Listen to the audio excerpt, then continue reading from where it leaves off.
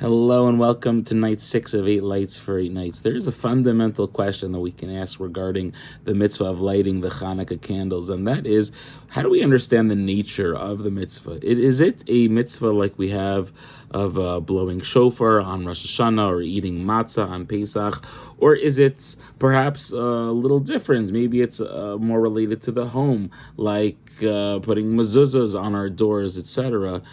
How do we categorize it? And so you'll say, oh, well, it's obvious. The statement from our rabbis is clear that when we light the menorah, it's ner ish ubeito, that it's a menorah per a house. The whole idea is that it's a mitzvah that is given to the household.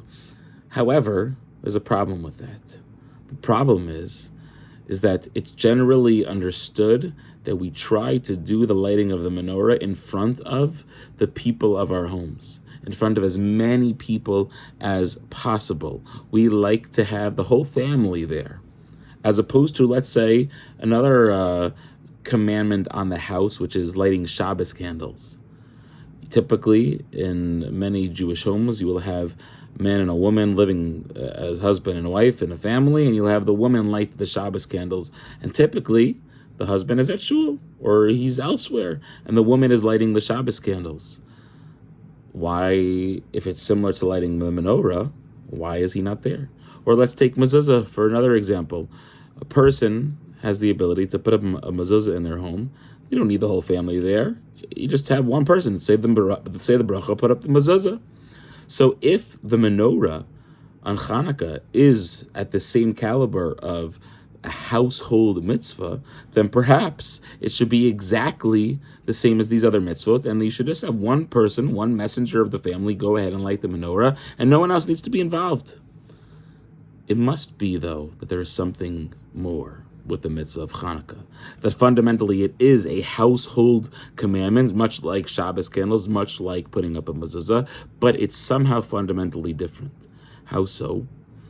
The Rambam in his Igeres Hashmad, which is a letter that he wrote that sort of outlines many of the atrocities and many of the decrees that the Greeks had put against the Jewish people, he explains that there was a prohibition in the time of the Greeks that the Jews were not allowed to close their doors of their homes.